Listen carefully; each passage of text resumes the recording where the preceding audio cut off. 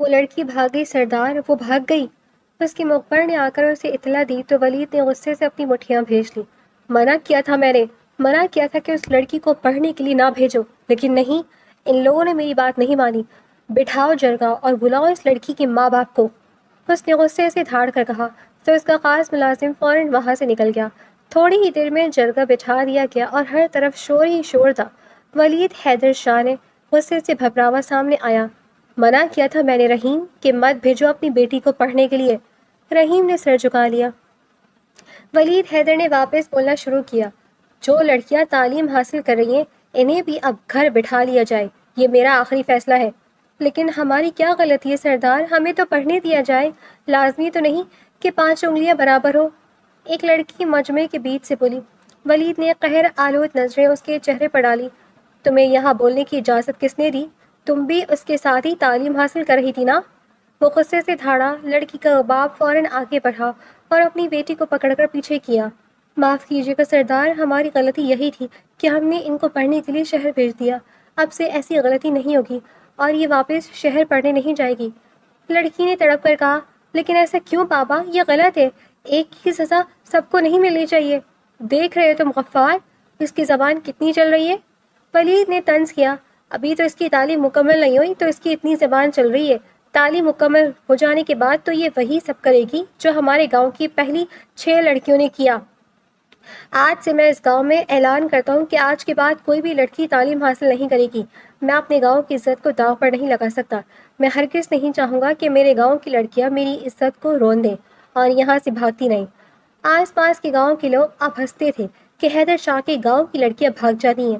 یہ بات اس کی ادا کے لیے زہر بن چکی تھی۔ وہ آپ کی سوچ کے تحت بھاگ جاتی ہیں سردار۔ وہ لڑکی اب بھی ہمت دکھا رہی تھی۔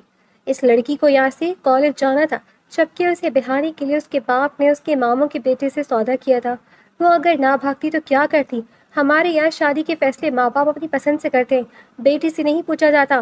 اپنی زبان کو لگام دو، اس سے پہلے کہ میں بھول جاؤں کہ تم ایک لڑکی ہو اور مجھے تمہارے ساتھ نرمی سے پیش آنا ہے۔ ولید نے فیصلہ کن انداز میں کہا اور وہاں سے نکلتا چلا گیا۔ گاڑی میں بیٹھتے ہی اس نے اپنے خاص ملازم سے کہا، اس لڑکی پر نظر رکھو، یہ بھی جلدی گھر سے بھاگے گی، یہ اکیلی کہیں بھی نہیں جانی چاہیے۔ ملازم نے اس بات میں سر ہلایا اور گاڑی حویلی کی طرف بڑھائی۔ وہ حویلی میں داخل ہوا۔ لالا آپ کو پتہ ہے میں فرسٹ آئی ہوں۔ اس کی بہن بھاگتی ہوئی آئی اور خوشی سے اس کے سینے سے لگ گئی۔ ولید نے اس کے ہاتھ میں پکڑا رزلٹ کارڈ دیکھا، لیکن اس کی نظروں میں وہ پہلی والی شفقت نہیں تھی۔ اس نے کارڈ پکڑا اور پیچھے کھڑے ملازم کو تھما دیا۔ آج کے بعد تم بھی اسکول نہیں جاؤ گی۔ سامنے کھڑی اس کی چھوٹی بہن کے چہرے سے مسکراہٹ سمٹ گئی۔ لیکن لالا میں تو فرسٹ آئی ہوں، آپ نے کہا تھا کہ اگر میرے مارکس اچھے آئیں گے تو آپ مجھے پڑھنے کے لیے شہر بھیجیں گے۔ وہ حیرت اور دکھ سے بولی، کیا تم نے نہیں دیکھا شہر جانے والی لڑکیوں سے کیا کیا؟ کیا تم بھی اپنے بھائی کی عزت کا سودا کرنا چاہتی ہو؟ ولید نے سختی سے کہا، جب گاؤں والوں کے لیے اصول ایک ہے تو تمہارے لیے بھی وہی ہوں گے۔ اس گاؤں کی کوئی لڑکی تعلیم حاصل نہیں کرے گی تو مطلب نہیں کرے گی۔ ولید حیدر شاہ اصولوں کا پکا تھا۔ اس نے کبھی اپنے گھر والوں اور گاؤں والوں میں فرق نہیں سمجھا تھا۔ جو فیصلہ گاؤں والوں کے لیے ہوتا وہی اس کے اپنے گھر پر بھی لاگو ہوتا تھا۔ اس کی 15 سالہ چھوٹی بہن جس نے 8ویں جماعت پاس کر لی تھی، شہر جا کر پڑھنے کی خواہش مند تھی، کیونکہ گاؤں کے اسکول میں اس سے آگے کی کلاسیں نہیں تھیں۔ ولید نے اس سے وعدہ کیا تھا کہ اگر وہ اچھے نمبر لائے گی تو وہ اسے شہر بھیجے گا، لیکن آج وہ انکار کر رہا تھا۔ بھائی لازمی تو نہیں کہ… وہ کچھ بولنے والی تھی کہ ولید نے ہاتھ کھڑا کر کے اسے خاموش کرا دیا۔ بس اس بارے میں مزید کوئی بحث نہیں، جاؤ اپنے کمرے میں۔ وہ روتی ہوئی اپنے کمرے کی طرف بھاگ گئی۔ ملازم یہ منظر دیکھ کر بس ایک سرد آہ بھر کر رہ گیا۔ ولید حیدر شاہ ایسا ہی تھا۔ اس نے اپنا وعدہ تو توڑ دیا تھا، لیکن اپنی اس انا کو بچانے کی کوشش کر رہا تھا جسے گاؤں کی لڑکیوں نے بھاگ کر مجروح کیا تھا۔ سردار، گاؤں میں شہر سے کچھ لوگ آئے ہیں، ان کے ساتھ لڑکیاں بھی ہیں جو میڈیکل کیمپ لگانا چاہتی ہیں۔ ولید حیدر شاہ نے کچھ سوچتے ہوئے کہا، ٹھیک ہے، میری طرف سے اجازت ہے، لیکن ان سے کہو کہ میرے گاؤں کے ہر فرد کا علاج اچھی طرح ہونا چاہیے۔ میں شام کو وہاں معائنے کے لیے آؤں گا۔ سردار کا حکم سن کر اس کا خاص ملازم سر جھکائے وہاں سے نکل گیا۔ شیر خان نے کیمپ پہنچ کر ٹیم کو اطلاع دی، ٹھیک ہے، آپ لوگ یہاں کیمپ لگا سکتے ہیں، لیکن یاد رکھیں کہ آپ لوگوں نے صرف اپنے کام سے کام رکھنا ہے، کوئی فضول بحث یا بات نہیں ہوگی۔ پر ہمیں آپ کی گاؤں والوں سے کیا فضول بات کرنی ہے؟ بھیڑ میں سے ایک لڑکی باہر آئی، وہ ابیہا تھی، شیر خان نے اسے اوپر سے نیچے تک غور سے دیکھا اور سپاٹ لہجے میں بولا، آپ لوگوں کے رہنے اور کھانے کا انتظام کر دیا جائے گا، لیکن اس بات کو ذہن میں رکھیے گا کہ یہاں کوئی فضول بات نہیں ہوگی۔ کیمپ میں موجود تمام لڑکیاں ایک دوسرے کو حیرت سے دیکھنے لگی کہ آخر انہیں بار بار خاموش رہنے کی تاکید کیوں کی جا رہی ہے۔ تھوڑی ہی دیر میں کیمپ لگ گیا اور گاؤں کے لوگ اپنا چیک اپ کروانے آنے لگے۔ ایک 17 سالہ لڑکی ابیہ کے پاس آئی۔ ابیہ نے مسکرا کر پوچھا، کیا نام ہے تمہارا؟ لڑکی نے دھیمے لہجے میں اپنا نام بتایا تو ابیہ نے باتوں ہی باتوں میں پوچھا، تم اسکول جاتی ہو؟ اسکول کا نام سنتے ہی لڑکی کے چہرے پر اداسی پھیل گئی اور اس نے سر جھکا لیا۔ کیا ہوا، تم بول کیوں نہیں رہی؟ ابھی نے دوبارہ پوچھا۔ ہمارے یہاں لڑکیوں کو پڑھنے کی اجازت نہیں ہے، گاؤں میں صرف 8ویں تک اسکول ہے، اس سے آگے ہم نہیں پڑھ سکتے، لڑکی نے دبی آواز میں بتایا۔ ابیہ نے حیرت سے اس بچی کو دیکھا، لیکن آخر ایسا کیوں؟ وہ ہمارے سردار کا حکم ہے کہ کوئی بھی لڑکی پڑھنے کے لیے شہر نہیں جائے گی، لڑکی ہچکچاتے ہوئے بولی۔ سردار کہتے ہیں کہ پہلے کچھ لڑکیاں بھاگ چکی ہیں اور آس پاس کے گاؤں والے ہمارا مذاق اڑاتے ہیں، وہ اپنی عزت کو مٹی میں نہیں ملنے دینا چاہتے، اس لیے انہوں نے ہماری پڑھائی بند کروا دی ہے۔ یہ تو کوئی بات نہیں ہے، ہر انسان ایک جیسا نہیں ہوتا اور تعلیم تو آپ لوگوں کے لیے بہت ضروری ہے۔ ابیہ نے احتجاجاً کہا، تمہارے سردار نے تمہاری پڑھائی پر پہرے بچھا دیے ہیں۔ کون ہے تمہارے سردار اور کہاں رہتے ہیں؟ وہ حویلی میں رہتے ہیں، میرے پاپا ان کے یہاں کام کرتے ہیں، وہ شام میں یہاں آئیں گے، لڑکی نے خوفزدہ ہو کر کہا۔ ڈاکٹر صاحبہ، میرا نام مت لیجیے گا ان کے سامنے، وہ بہت سخت ہیں، تم ڈرو نہیں، میں اس معاملے میں خود بات کروں گی۔ ابیہ نے اسے تسلی دی۔ وہ لڑکی چیک اپ کروا کر چلی گئی، لیکن ابیہ کا ذہن وہیں اٹک گیا۔ کتنے عجیب لوگ ہیں یہ، ابیہ نے اپنی دوست سے کہا۔ تعلیم سے شعور ملتا ہے، اگر وہ لڑکیاں بھاگی ہیں تو ضرور اس کے پیچھے کوئی وجہ ہوگی۔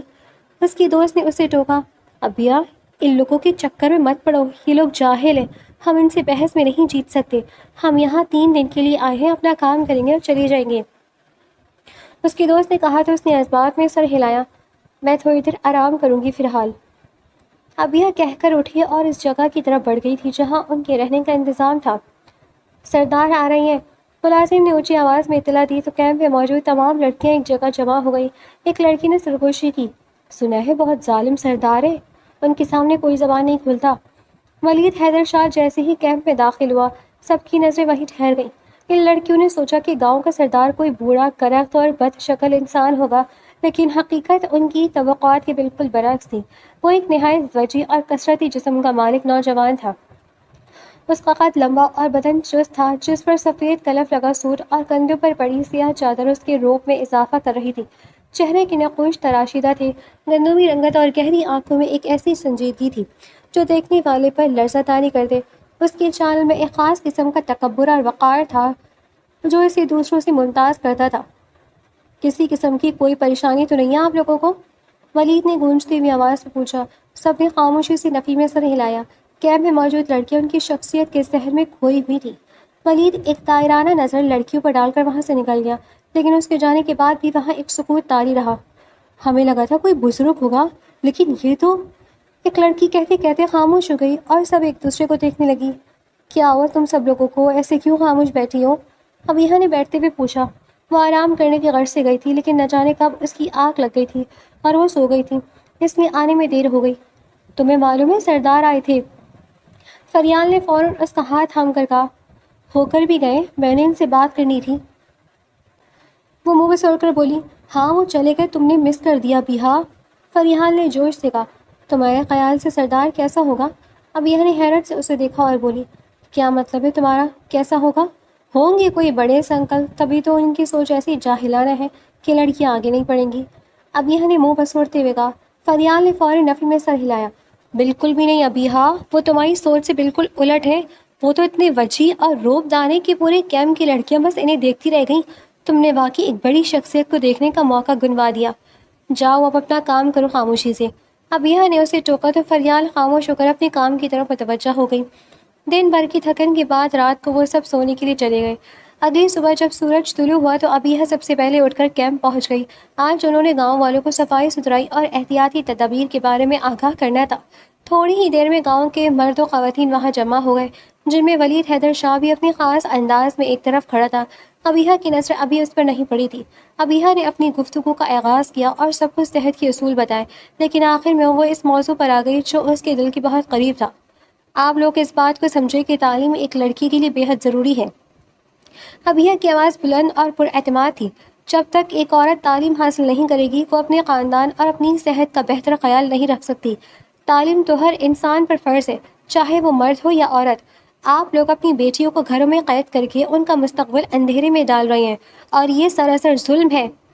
وہ ابھی بول ہی رہی تھی کہ ایک روبدار آواز وہاں گونجی، بس کر دو لڑکی۔ ولید حیدر شاہ کی دھاڑ وہاں گونجی تو سب کچھ سانپ سوکھ گیا۔ وہ غصے سے بھپراوا مٹھیاں بھیجتا ابیہ کے بالکل سامنے آ کر کھڑا ہوا۔ ابیہ کی آنکھوں میں پہلے تو حیرت آئی کہ یہ شخص کون ہے جو اتنی بدتمیزی سے چیخ رہا ہے۔ اس نے برابر میں کھڑی فریال کو دیکھا جس نے اشارے سے بتایا کہ یہی اس گاؤں کا سردار ہے۔ جیسے ہی ابیہ کو پتہ چلا اس کی نظروں میں حیرت کی جگہ حقارت نے لے لی۔ اپنے تعلیم کی لیکچر یہاں مت دو، ولید نے سرد اور غصیلے لہجے میں کہا۔ تم یہاں صحت کے بارے میں بتانے آئی ہو، صرف وہی کام کرو، اس کے علاوہ یہاں کوئی فضول بات نہیں ہونی چاہیے۔ ابیہ نے ایک گہرا سانس لیا اور اپنی ٹھوڑی اونچی کر کے ولید کی آنکھوں میں آنکھیں ڈال کر بولی، فضول بات؟ سردار صاحب، آپ کو تعلیم کی بات فضول اس لیے لگ رہی ہے کیونکہ جاہل معاشرے میں شعور کی آواز ہمیشہ شور محسوس ہوتی ہے۔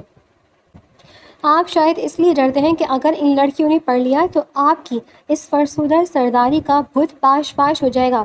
طاقتور انسان ہمیشہ دوسروں کو جاہل رکھنا چاہتا ہے تاکہ اس کی غلامی کا طوق ان کے گلے میں سلامت رہے۔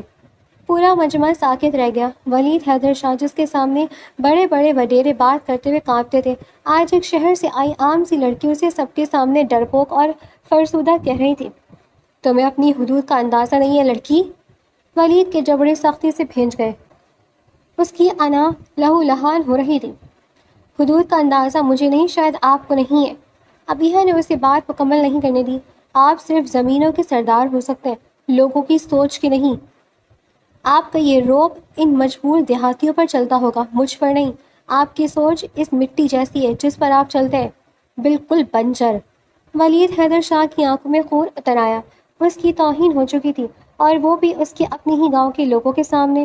اس نے ابیہ کو ایک ایسی نظر سے دیکھا جو اسے وہیں ختم کر دینا چاہتی ہو، مگر ابیہ کے چہرے پر موجود بے خوفی نے ولید کے اندر غصے کی ایک ایسی آگ لگا دی جو شاید اب کبھی بجھنے والی نہیں تھی۔ وہ وہاں ایک پل مزید نہیں رکا اور طیش میں بھرے ہوئے قدم اٹھاتا اپنی حویلی کی طرف نکل گیا، لیکن اس کی خاموشی کسی بڑے طوفان کا پیش خیمہ تھی۔ ابیہ، تمہیں اس طریقے سے ان سے بات نہیں کرنی چاہیے تھی، وہ بہت غصے میں گئے ہیں یہاں سے۔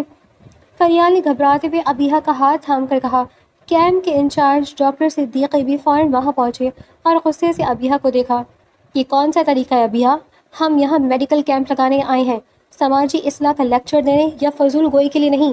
ہم ان کے گاؤں میں رہ کر انہی کی سرداری کی بے عزتی نہیں کر سکتے۔ ابیہ نے تنگ کر جواب دیا، لیکن میں کر چکی ہوں اور اب مجھے اس بارے میں مزید کوئی بات نہیں کرنی۔ وہ غصے سے پیر پٹکتی وہاں سے چلی گئی۔ ڈاکٹر صدیقی نے پریشانی سے فریال کو دیکھا۔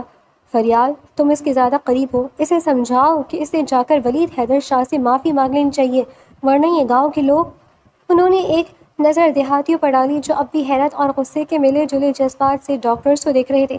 ڈاکٹر صدیقی نے مجمع کی طرف رخ کیا اور بلند آواز میں کہا، میں آپ سب سے معافی مانگتا ہوں اور وعدہ کرتا ہوں کہ ہماری ڈاکٹر صاحبہ آپ کے سردار سے معافی مانگ لیں گی، بس ہمیں یہاں کام کرنے دیں، ہم یہاں آپ کے فائدے کے لیے آئے ہیں۔ انچارج ڈاکٹر اور فریال ابیہ کے پیچھے اس کے کمرے ریسٹ ہاؤس کی طرف بڑھے۔ ابیہ غصے میں اپنا بیگ کھول کر کچھ ڈھونڈ رہی تھی۔ ابیہ، میں کہہ رہا ہوں ابھی کے ابھی جاؤ اور سردار ولید سے معافی مانگو، ڈاکٹر صدیقی نے سختی سے کہا۔ تمہیں معلوم ہے کہ اس کیمپ کی رپورٹ ہماری سالانہ پرفارمنس اور یونیورسٹی کے ٹارگٹ کے لیے کتنی ضروری ہے؟ اگر یہ کیمپ ناکام ہوا تو ہمارا پورا سال ضائع ہو جائے گا اور فنڈز رک دیے جائیں گے۔ ہرگز نہیں سر، ابیہ کا چہرہ غصے سے لال ہو رہا تھا۔ میں اپنی انا کو کسی ایسے شخص کے لیے زخمی نہیں کروں گی جس میں ظرف نہ ہو اور جس کی سوچ گھٹیا ترین ہو۔ میں یہاں سے کل صبح ہی نکل جاؤں گی۔ وہ اپنا بیگ اٹھا کر دوسرے کمرے کی طرف نکل گئی۔ ڈاکٹر صدیقی بس ایک ٹھنڈی آہ بھر کر رہ گئے۔ فریال، اسے سمجھانا تمہاری ذمہ داری ہے۔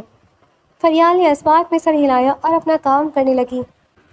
ابیہ اپنے کمرے میں اکیلی ٹہل رہی تھی۔ جاہل کہیں کا، سمجھتا کیا ہے خود کو؟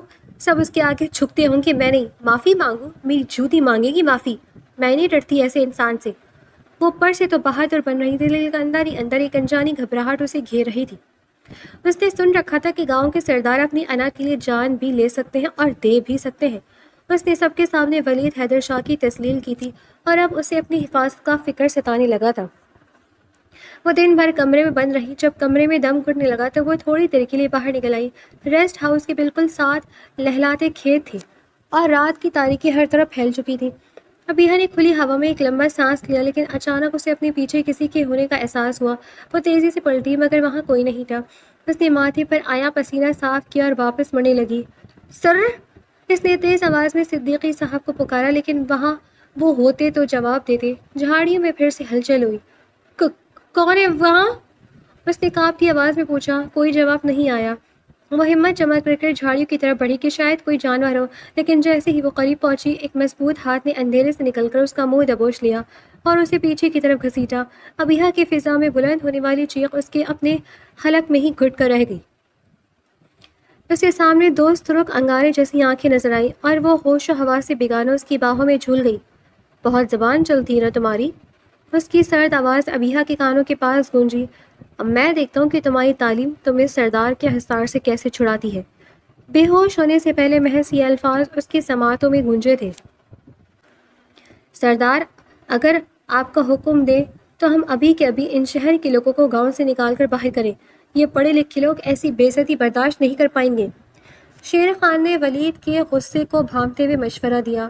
نہیں شیر خان، نہیں۔ ولید حیدر شاہ غصے سے اپنی جگہ سے کھڑا ہو گیا۔ اس لڑکی نے بھری محفل میں میری تسلیل کی ہے۔ وہ کہتی ہے کہ وہ میرے بس میں نہیں ہے، اس پر میرا زور نہیں چلتا۔ اب میں اسے بتاؤں گا کہ ولید حیدر شاہ کا اس پر کتنا زور چلتا ہے۔ مجھے وہ لڑکی یہاں میرے پاس چاہیے، ہر حال میں۔ اس کی دھاڑ سے کمرے کے در و دیوار لرز اٹھے۔ شیر خان سر جھکا کر فوراً وہاں سے نکل گیا۔ ولید کے اندر غصے کا لاوا ابل رہا تھا۔ تم لڑکی، تمہیں میں نہیں چھوڑوں گا۔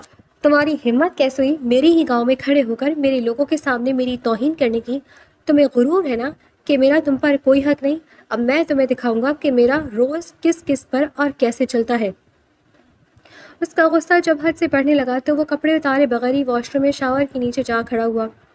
ٹھنڈا پانی اس کے جسم پر گر رہا تھا، لیکن اس کے سینے کی آنکھ ٹھنڈی نہیں ہو رہی تھی۔ وہ کافی دیر تک یوں نہیں کھڑا رہا، یہاں تک کہ شیر خان نے واپس آ کر اطلاع دی، صاحب وہ لڑکی ڈیرے پر پہنچا دی گئی ہے۔ یہ سنتے ہی ولید کے لبوں پر ایک زہریلی مسکراہٹ ابھری۔ وہ اسی حالت میں گیلے کپڑوں کے ساتھ واش روم سے باہر نکلا۔ لالا، لالا، آپ کدھر جا رہے ہیں؟ اس کی چھوٹی بہن حیا نے اسے دالان میں دیکھ کر پکارا، لیکن ولید نے اسے نظر انداز کر دیا اور تیزی سے باہر کی طرف بڑھ گیا۔ لالا اتنے غصے میں کہاں جا رہے ہیں اور اس سردی میں اتنے بھیگے ہوئے کیوں ہیں؟ حیا نے پریشانی سے شیر خان سے پوچھا۔ چھوٹی بی بی، کچھ نہیں ہوا، آپ کو تو معلوم ہے کہ زمینوں کے مسئلے چلتے رہتے ہیں، آپ اندر جائیں۔ شیر خان نے اسے ٹالا اور خود ولید کے پیچھے روانہ ہو گیا۔ حیا وہیں کھڑی اسے حیرت سے دیکھتی رہ گئی۔ کیا ہوا حیا، اتنی رات کو یہاں کیا کر رہی ہو؟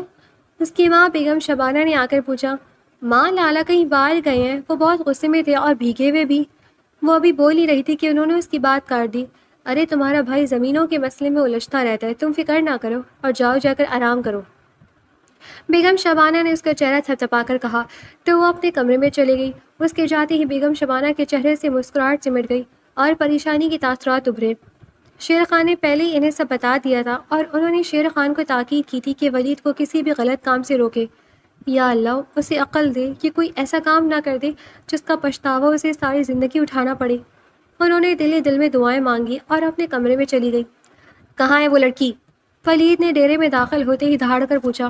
ملازم نے ایک کمرے کی طرف اشارہ کیا۔ ولید نے ٹھوکر مار کر دروازہ کھولا تو سامنے بیڈ پر ابیہ سمٹی ہوئی بیٹھی تھی۔ اس کے بال بکھرے ہوئے تھے اور آنکھوں سے آنسو روا تھے۔ اس وقت خوف کے عالم میں بھی ابیہ بلا کے حسین لگ رہی تھی۔ اس کی سفید رنگت آنسوؤں کی وجہ سے گلابی ہو چکی تھی اور اس کی بڑی بڑی کجلی آنکھیں خوف سے پھیل گئی تھیں۔ وہ ایک نازک سی گڑیا لگ رہی تھی جسے دیکھ کر کسی کا بھی دل پگھل سکتا تھا، لیکن ولید اس وقت اپنی انا کی آگ میں اندھا ہو چکا تھا۔ اسے اس کی خوبصورتی پر رحم نہیں بلکہ اور زیادہ غصہ آ رہا تھا کہ اس نازک سی لڑکی نے اسے للکارا تھا۔ ولید قدم قدم چلتا اس کے قریب آیا اور اپنے گھٹنوں کے بل اس کے سامنے بیٹھ گیا۔ ابیہ نے لرزتی ہوئی نظروں سے اسے دیکھا۔ کیا ہوا، اتنی جلدی ڈر گئی؟ یہ تو بس ابھی شروعات ہے۔ ولید نے اس کے چہرے پر گرنے والی لٹ کو ایک زوردار پھونک مار کر ہٹایا۔ نکاح خواہ کو بلاؤ، میڈم کو بہت اعتراض ہے کہ میرا ان پر کوئی حق نہیں ہے۔ اس نے باہر کھڑے ملازمین کو حکم دیا۔ ابیہ کے پیروں تلے سے زمین نکل گئی۔ نہیں نہیں، مجھے معاف کر دو، دیکھو میں معافی مانگتی ہوں، مجھے جانے دو۔ وہ گڑ گڑانے لگی، اس کے ہاتھ لرز رہے تھے۔ مجھ سے غلطی ہو گئی ہے، میں دوبارہ کبھی ایسی بات نہیں کروں گی، پلیز مجھے جانے دو۔ لیکن ولید کے چہرے پر کوئی تاثر نہیں ابھرا۔ تھوڑی ہی دیر میں نکاح خواہ کو لایا گیا اور زبردستی ابیحہ کی چیخوں اور سسکیوں کے درمیان ان کا نکاح پڑھا دیا گیا۔ آج سے تم ولید حیدر شاہ کی منقوہ ہو، ولید نے نکاح کے بعد سرد لہجے میں کہا اور اپنے ملازمین کی طرف مڑا۔ سب باہر نکلو، اب یہاں کوئی نظر نہ آئے۔ ملازمین خاموشی سے باہر نکل گئے اور دروازہ بند کر دیا۔ اب کمرے میں سے ولید حیدر شاہ تھا اور اس کی وہ قیدی جس نے آج اس کی انا کو للکارنے کی جرت کی تھی۔ دیکھو، مجھے جانے دو، مجھ سے بہت بڑی غلطی ہو گئی ہے، میں تم سے معافی مانگ رہی ہوں۔ ابیحہ نے لرزتی آواز میں کہا اور بیڈ سے اتر کر ولید کے قدموں میں گر گئی۔ اس کے جڑے ہوئے ہاتھ اور بہتے آنسو اس کی بے بسی کی انتہا تھے۔ ولید حیدر شاہ کے دل میں رحم کا ایک بھی قطرہ نہیں ابھرا۔ اس نے بے دردی سے ابیحہ کو کندھوں سے تھاما اور جھٹکے سے اسے کھڑا کیا۔ ایسے کیسے؟ تمہیں معلوم ہونا چاہیے کہ تم نے کس کی انا کی تذلیل کی ہے۔ ولید کی آواز میں غصہ اور انتقام کی کاٹ تھی۔ تم نے کہا تھا نا کہ میرا تم پر بس نہیں چلتا، دیکھو اب میرا تم پر پورا حق ہے، شرعی بھی اور قانونی بھی۔ اس نے ابیحہ کے کندھوں پر اپنی گرفت اتنی مضبوط کر دی کہ وہ درد سے بلبلا اٹھی۔ وہ گھبرا گئی اور خود کو اس کے اپنی آہنی ہاتھوں سے چھڑانے کی کوشش کرنے لگی، لیکن ولید کے سامنے اس کی حیثیت ایک پنک کے جیسی تھی۔ ولید نے غصے سے اس کے گلے میں موجود دوپٹہ کھینچ کر دور پھینک دیا۔ ابیحہ پوری طرح چیخی اور پیچھے ہٹنے لگی اور پیچھے ہٹنے کی کوشش کی، لیکن اس کی ہر کوششیں رائگاں گئیں۔ ولید حیدر شاہ نے اسے بیڈ پر دے مارا اور اس پر مسلط ہو گیا۔ مراد ابیحہ کے لیے کسی قیامت سے کم نہ تھی۔ وہ چیختی رہی، سسکتی رہی اور التجائیں کرتی رہی، لیکن ولید حیدر شاہ پر جیسے خون سوار تھا۔ اس نے اپنی روایتی مردانگی اور انا کی تسکین کے لیے اس نازک لڑکی کو بے رحمی سے پاؤں تلے روند دیا۔ اس رات ابیحہ کی روح کے پرخچے اڑ گئے تھے۔ ولید نے اسے جسمانی اور ذہنی طور پر اس قدر چھلنی کر دیا تھا۔ جب صبح کا سورج طلوع ہوا تو وہ لڑکی جو کل تک بلند آواز میں حق کی بات کرتی تھی، اب ایک خاموش اور مردہ لاش کی طرح بکھری پڑی تھی۔ اس کی آنکھوں کی چمک ختم ہو چکی تھی اور وہاں سے وہ ایک گہرا سناٹا رہ گیا تھا۔ ولید حیدر شاہ اس کے سامنے آیا تو ابیحہ بیٹھ کے ایک سمٹی ہوئی تھی۔ اس کی آنکھوں میں نہ کوئی آنسو تھا، نہ ہی کوئی شکایت۔ کیا ہوا؟ آج کچھ نہیں بولو گی؟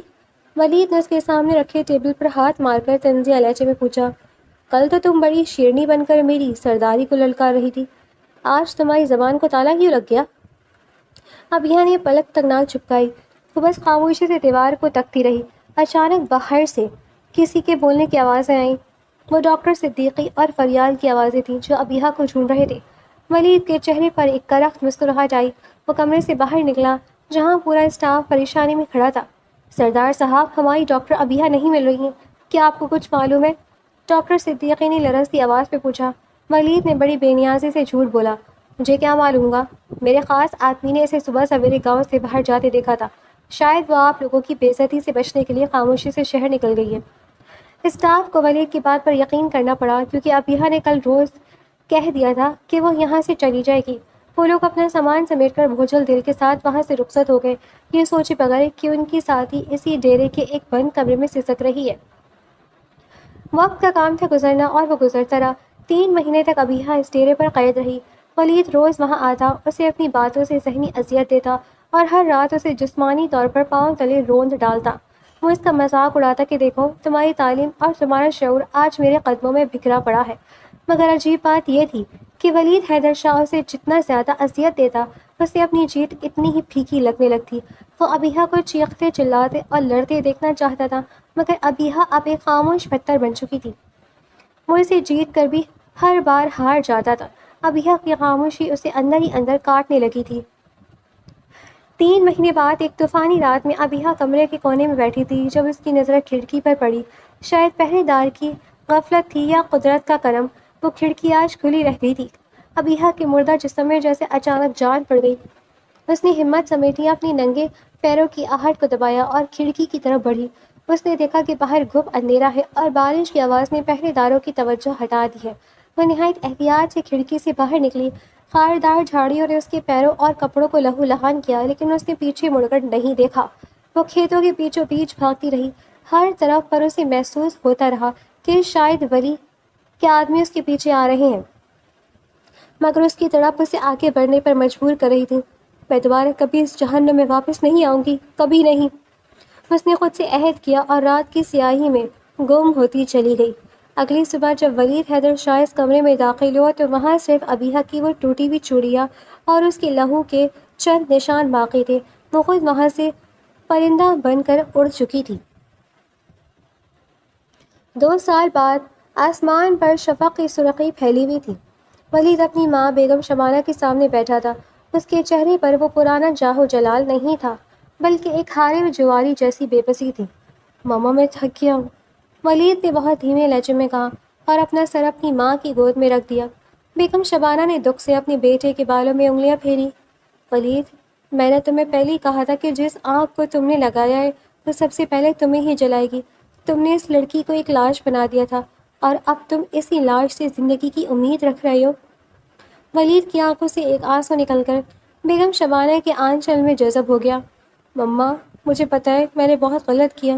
میں نے اسے مسل دیا، اس کی تعلیم، اس کا شعور، اس کا غرور، سب کچھ اپنے پیروں تلے روند دیا۔ لیکن مجھے کیا پتا تھا کہ اس سے روندتے روندتے میں اپنا دل بھی وہیں کچل دوں گا۔ مجھے اس سے محبت ہو گئی مما، ایسی محبت جو مجھے اندر سے کھا رہی ہے۔ مجھے اس کی وہ تھیکی نظریں، وہ حق کی بات کرنے والا لہجہ اور اس کی وہ معصوم صورت یاد آتی ہے تو میرا دم گھٹنے لگتا ہے۔ بیگم شبانہ نے ٹھنڈی آہ بھری۔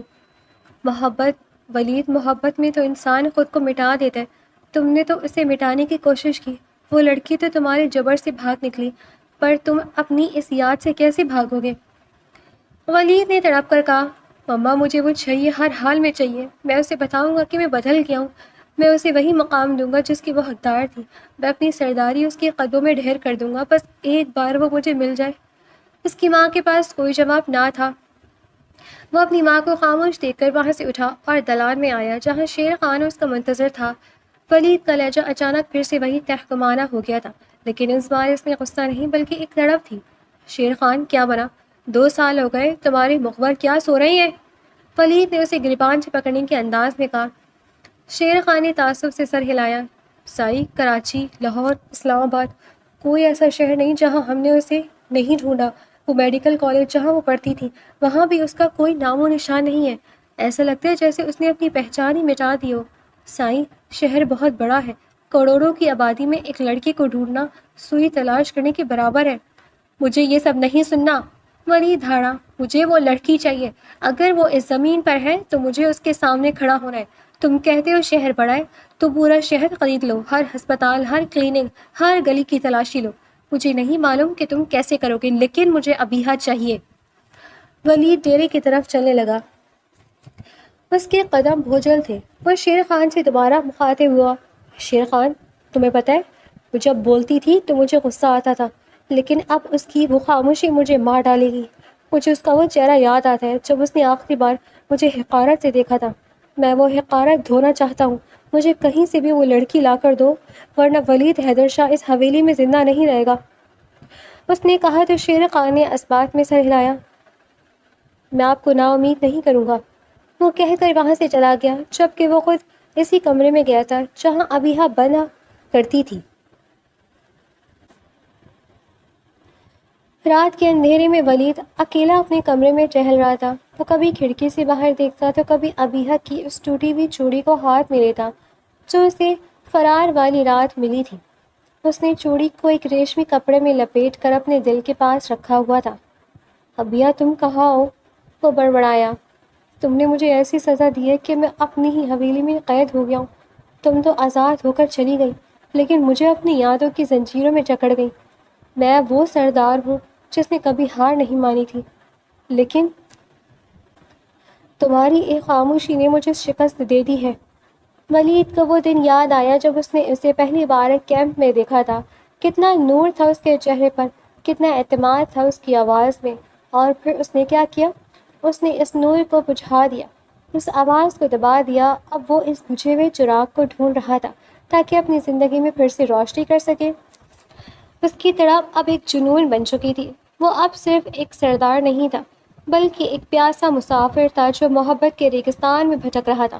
اسے ابیحہ کی خوبصورتی اب کسی پھول کی طرح نہیں بلکہ ایک زخم کی طرح یاد آتی تھی، ایک ایسا زخم جو صرف اس کے لمس سے بھر سکتا تھا۔ ولید نے عزم کیا کہ وہ کل خود شہر روانہ ہوگا۔ وہ اپنی سرداری، اپنی حویلی، اور اپنا تکبر پیچھے چھوڑ کر ابیہ کو تلاش کرے گا۔ اسے ابیہ سے معافی نہیں چاہیے تھی، اسے بس اسے ایک بار دیکھنا تھا، یہ تسلی کرنی تھی کہ وہ زندہ ہے اور خوش ہے۔ لیکن اس کے دل کے کسی کونے میں یہ خواہش بھی تھی کہ کاش ابیہ اسے ایک بار پھر اسی تھیکے لہجے میں ظالم کہے، تاکہ اسے احساس ہو کہ اس کی ابیہ اب بھی وہی ہے، بے خوف اور سچی۔ شیر خان ہانپتا ہوا ولید کے کمرے میں داخل ہوا۔ اس کے ہاتھ میں ایک کاغذ تھا۔ سائیں مل گئی، ڈاکٹر صاحبہ مل گئی۔ شہر کے ایک بڑے نجی ہسپتال میں ایک لیڈی ڈاکٹر تعینات ہوئی ہیں جو صرف غریبوں کا علاج کرتی ہیں اور نقاب کے بغیر کیبن سے باہر نہیں نکلتی۔ مخبر کہتا ہے کہ ان کی آواز میں وہی کاٹ ہے جو سائیں ابیہ کی پہچان تھی۔ ولید نے بنا کچھ کہے شیر خان کے ہاتھ سے کاغذ چھینا۔ اس پر ہسپتال کا نام اور کیبن نمبر درج تھا۔ اس نے ایک لمحہ ضائع کیے بغیر اپنی گاڑی نکالی اور شہر کی طرف روانہ ہو گیا۔ پورے راستے اس کے دل کی دھڑکنیں اس کے اعصاب پر ہتھوڑے برسا رہی تھی۔ شہر کا وہ مصروف ہسپتال جہاں زندگی اور موت کی جنگ جاری تھی، وہاں ولید حیدر شاہ ایک ہارے ہوئے سپاہی کی طرح داخل ہوا۔ اس کے قدم بوجھل تھے مگر آنکھوں میں ایک امید کی چمک تھی۔ وہ سیدھا کاؤنٹر پر پہنچا جہاں ایک نرس فائلوں میں مصروف تھی۔ ڈاکٹر ابیہ کہاں ملیں گی؟ ولید کی آواز بوجھل مگر روبدار تھی۔ نرس نے سر اٹھا کر اسے دیکھا۔ ڈاکٹر ابیہ، وہ کیبن نمبر 12 میں مریضوں کا معائنہ کر رہی ہیں، آپ کو پرچی بنوانی ہوگی۔ ولید نے کوئی جواب نہ دیا اور تیز قدموں سے کیبن نمبر 12 کی طرف بڑھا۔ دروازے پر پہنچ کر اس کے ہاتھ لرزنے لگے۔ اس نے آہستہ سے ہینڈل گھمایا اور اندر داخل ہوا۔ اندر کا منظر ساکت تھا۔ سفید کوٹ پہنے، سر پر دوپٹہ اوڑھے اور چہرے پر نقاب لگائے ایک خاتون کچھ لکھ رہی تھی۔ اس کو دیکھتے ہی اس کے سینے میں جیسے سانس رک گئی۔ یہ وہی خوشبو تھی، وہی شخصیت تھی جس کے لیے وہ 2 سال سے تڑپ رہا تھا۔ جی بیٹھیے، کیا تکلیف ہے آپ کو؟ ڈاکٹر نے سر اٹھائے مگر کاغذ پر قلم چلاتے ہوئے پوچھا۔ وہ آواز ولید کے کانوں میں جیسے شہد گھل گیا، وہی کھنکتی ہوئی مگر اب اس میں ایک عجیب سی بیزاری اور تھکن تھی۔ ولید خاموش رہا، وہ اسے جی بھر کر دیکھنا چاہتا تھا۔ میں نے پوچھا کیا تکلیف ہے؟ نام بتائیے اپنا۔ ڈاکٹر نے اس بار تھوڑا سخت لہجے میں کہا اور فائل پر نام لکھنے کے لیے قلم اٹھایا۔ ولید نے گہرا سانس لیا اور بھرائی ہوئی آواز میں بولا، ولید حیدر شاہ۔ اس ایک نام نے کمرے کی فضا کو منجمد کر دیا۔ ابیہ کا ہاتھ جو تیزی سے قلم چلا رہا تھا وہیں رک گیا۔ اس کے پور پور میں ایک ارتعاش پیدا ہو گیا مگر اس نے سر نہیں اٹھایا۔ اس کی نظریں اب بھی فائل پر جمی تھیں۔ ولید حیدر شاہ، ابیہ نے دہرایا۔ اس کی آواز میں اب ایک برف جیسی سردی تھی۔ تکلیف بتائیے سردار صاحب، یہاں مریضوں کا علاج ہوتا ہے، اناؤں کا نہیں۔ تکلیف بہت بڑی ہے ابیہ۔ ولید اس کے قریب ہوا، اس کی آواز میں گڑ گڑاہٹ تھی۔ یہ دل، یہ روح، سب چھلنی ہو چکا ہے۔ میں تمہیں ڈھونڈتے ڈھونڈتے مٹ گیا ہوں، مجھے معاف کر دو ابیہ، مجھے ایک بار دیکھ لو۔ ابیہ نے آخر کار سر اٹھایا۔ اس کی آنکھیں نقاب کے اوپر سے ولید کی آنکھوں میں پیوست ہو گئی۔ ان آنکھوں میں اب وہ خوف نہیں تھا جو 2 سال پہلے تھا، بلکہ وہاں صرف حقارت اور لا تعلقی تھی۔ اس نے ولید کی طرف کو بالکل نظر انداز کرتے ہوئے دوبارہ فائل پر نظر جمائی اور سپاٹ لہجے میں بولی، آپ کو غلط فہمی ہوئی ہے، میں کسی ولید حیدر کو نہیں جانتی۔ میرے پاس وقت کم ہے، اگر آپ بیمار نہیں ہیں تو برائے کرم باہر جائیے، باہر بہت سے مجبور مریض اپنی باری کا انتظار کر رہے ہیں۔ ولید کو ایسا لگا جیسے کسی نے اس کی جیتے جی اس کا جگرا نکال لیا ہو۔ وہ جس معافی کی امید لے کر آیا تھا اسے ابیہ کی اس اجنبیت نے پاؤں تلے کچل دیا تھا۔ ابیہ اسے دیکھ رہی تھی مگر اسے پہچاننے سے انکاری تھی۔ اس کی انا کی وہ تذلیل جو ابیہ نے 2 سال پہلے کی تھی، وہ اجنبیت کے اس وار کے سامنے کچھ بھی نہیں تھی۔ ابیہ، میں تمہارا شوہر ہوں۔ ولید نے آخری حربہ استعمال کیا۔ ابیہ نے ایک سرد مسکراہٹ کے ساتھ فائل بند کی اور نرس کو آواز دی، اگلے مریض کو اندر بھیجیں، یہ صاحب راستہ بھول کر یہاں آ گئے ہیں۔ ولید حیدر شاہ وہیں کھڑا رہ گیا اور ابیہ نے ایک بار بھی اس کی طرف مڑ کر نہ دیکھا۔ وہ تھکے ہوئے قدم اٹھاتا وہاں سے باہر نکل گیا تھا۔ ولید کی حالت روز بروز بگڑتی جا رہی تھی۔ وہ جو کبھی حکم دینا جانتا تھا اب ایک سولی بن کر ابیہ کے کیبن کے باہر بیٹھا رہتا۔ جب یہ خبر حویلی پہنچی تو بیگم شبانہ سے رہا نہ گیا۔ وہ خود شہر پہنچی اور سیدھی ابیہ کے پاس گئی۔ ابیہا اپنے کیبن میں مریضوں سے فارغ ہو کر بیٹھی تھی کہ دروازہ کھلا۔ سامنے بیگم شبانہ کو دیکھ کر وہ ساکت رہ گئی۔ ماضی کی تمام تلخ یادیں ایک پل میں اس کی آنکھوں کے سامنے لہرانے لگی۔ وہ کھڑی ہوئی مگر لب خاموش رہے۔ بیگم شبانہ نے ابیہا کے قریب آ کر اس کے سر پر ہاتھ رکھا اور ان کی آنکھوں سے آنسو چھلک پڑے۔ ابیہا میری بچی، میں جانتی ہوں کہ ولید نے تمہارے ساتھ جو کیا اس کی کوئی معافی نہیں ہے۔ اس نے تمہاری روح کو زخمی کیا، تمہارا غرور پامال کیا، لیکن آج میں ایک ظالم سردار کی ماں بن کر نہیں بلکہ ایک لاچار عورت بن کر تمہارے سامنے آئی ہوں۔ ابیہا کا دل لرز اٹھا۔ بیگم صاحبہ آپ یہ کیا کہہ رہی ہیں؟ ولید مٹ رہا ہے ابیہا، وہ روز اپنی ہی نظروں میں گرتا ہے، وہ پچھتاوے کی اس آگ پہ جل چکا ہے جس کا ایندھن تم ہو۔ اگر تم نے اسے معاف نہ کیا تو وہ جیتے جی مر جائے گا۔ بیگم شبانہ نے کانپتے ہاتھوں سے ابیہا کا ہاتھ تھاما۔ میں اپنے بیٹے کے گناہوں کی معافی مانگتی ہوں، مجھے میرا بیٹا واپس دے دو۔ ابیہا کے لیے ایک بوڑھی ماں کا اپنی اولاد کے لیے یوں گڑ گڑانا سہنا مشکل تھا۔ اس نے ایک لمبی آہ بھری اور باہی راہداری میں کھڑے ولید کی طرف دیکھا جو دروازے کی اور سے اپنی ماں کو التجا کرتے دیکھ رہا تھا۔ ٹھیک ہے بیگم صاحبہ، ابیہا کی آواز بوجھل تھی، میں آپ کے ان سفید بالوں اور اس ممتا کی خاطر اسے معاف کرتی ہوں۔ اللہ اسے معاف کرے، میں نے بھی اپنا معاملہ اللہ پر چھوڑ دیا تھا۔ ولید فوراً اندر داخل ہوا اور ابیہا کے سامنے ہاتھ جوڑ دیے۔ ابیہا مجھے ایک موقع دے دو، میں تمہیں وہ سب خوشیاں دوں گا جو میں نے تم سے چھینی تھیں۔ ابیہا نے اسے ایک سرد نظروں سے دیکھا اور سنجیدگی سے بولی، میں نے معاف کیا ہے ولید حیدر شاہ، لیکن یاد رکھیے گا معافی کا مطلب یہ نہیں کہ میں سب کچھ بھول جاؤں گی۔ آپ کو وہ مقام حاصل کرنے کے لیے ابھی بہت سے امتحانات دینے ہوں گے۔ اتنی جلدی آپ کو شوہر والا درجہ نہیں مل سکتا۔ محبت اور عزت کمائی جاتی ہے، زبردستی حاصل نہیں کی جاتی۔ ولید کے چہرے پر ایک امید کی کرن ابھری۔ اسے معلوم تھا کہ راستہ طویل ہے، لیکن ابیہا کی معافی نے اسے جینے کا سہارا دے دیا تھا۔ وہ اب اپنی زندگی ابیہا کے زخموں کو بھرنے کے لیے وقف کرنے کو تیار تھا۔ ولید حیدر شاہ کے لیے ابیہا کی معافی ایک نئی زندگی کا آغاز تھی، لیکن وہ جانتا تھا کہ ابھی اس نے صرف معافی پائی ہے، ابیہا کا مان اور محبت جیتنا بھی باقی ہے۔ اس نے توبہ صرف زبان سے نہیں کی تھی بلکہ اپنے عمل سے پچھتاوے کا حق ادا کرنے کا فیصلہ کیا تھا۔ شہر سے حویلی واپس لوٹتے ہی ولید حیدر شاہ نے جو پہلا کام کیا اس نے پورے علاقے کو حیرت میں ڈال دیا۔ اس نے اعلان کروایا کہ آج کے بعد گاؤں کی کوئی بھی لڑکی تعلیم سے محروم نہیں رہے گی۔ اس نے نہ صرف اپنی بہن حیا کو شہر کے سب سے بڑے کالج میں داخلہ دلوایا بلکہ گاؤں میں 8ویں جماعت کے اسکول کو اپ گریڈ کروا کر ہائی اسکول اور ایک نئے گرلز کالج کی بنیاد بھی رکھ دی۔ ابیہا جب حویلی واپس آ چکی تھی وہ ولید کے اس بدلاؤ کو دیکھتی رہی۔ وہ ابیہا کی مرضی کے بغیر کبھی اس کے کمرے میں داخل نہیں ہوتا تھا، لیکن اس کی ہر چھوٹی بڑی ضرورت کا خیال رکھنا اس کا معمول بن چکا تھا۔ وقت گزرنے کے ساتھ ساتھ ولید کا غصہ جیسے کہیں غائب ہو گیا تھا۔ وہ سردار جو کبھی معمولی بات پر دھاڑتا تھا اب ابیہا کے سامنے نظریں جھکائے کھڑا رہتا۔ ایک دن ابیہا ہسپتال سے تھکی ہاری واپس آئی تو اس کے سر میں شدید درد تھا۔ وہ خاموشی سے بیڈ پر لیٹ گئی۔ ولید کمرے میں داخل ہوا، اس کے ہاتھ میں گرم چائے کا مگ اور درد کی دوا تھی۔ اس نے خاموشی سے مگ سائڈ ٹیبل پر رکھا اور خود ابیہا کے پیروں کے پاس بیٹھ کر دھیرے دھیرے اس کے پاؤں دبانے لگا۔ ولید یہ آپ کیا کر رہے ہیں؟ آپ سردار ہیں اس گاؤں کے۔ ابیہا نے ہچکچاتے ہوئے اپنا پاؤں پیچھے کھینچنے کی کوشش کی۔ ولید نے دھیمے سے مسکرا کر نفی میں سر ہلایا۔ اس گاؤں کا سردار حویلی کی دہلیز تک ہے ابیہا، اس کمرے کے اندر میں صرف ایک گناہ گار ہوں جو اپنی محبت اور اپنی منقوہ کے سامنے سرخرو ہونا چاہتا ہے۔ مجھے مت روکو، مجھے اپنے گناہوں کا کفارہ ادا کرنے دو۔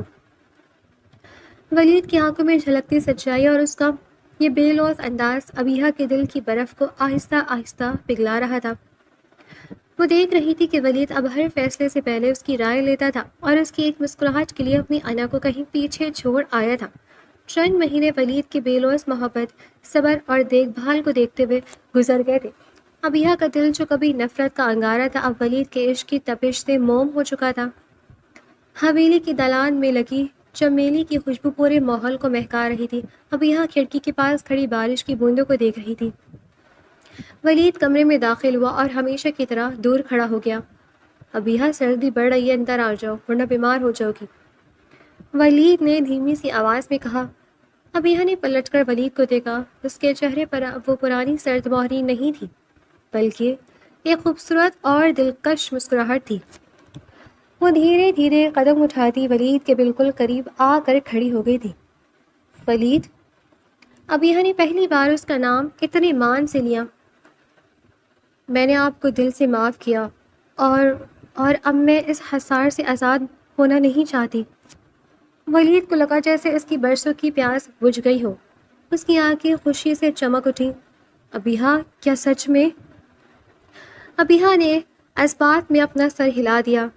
ولید نے تڑپ کر اسے اپنی مضبوط باہوں کے حصار میں لے لیا۔ ابیہ نے بھی اپنی نازک کلائیاں اس کے گلے میں ڈال دیں اور اس کے سینے سے لگ گئی۔ بارش کا شور تیز ہو رہا تھا، لیکن ان کے دلوں کا سکون اس طوفان پر بھاری تھا۔ ولید نے جھک کر محبت سے ابیہ کے ماتھے پر اپنے لب رکھ دیے، جہاں اب پچھتاوے کی کوئی راکھ نہیں تھی، بلکہ صرف اور صرف ایک خوبصورت مستقبل کی شروعات تھی۔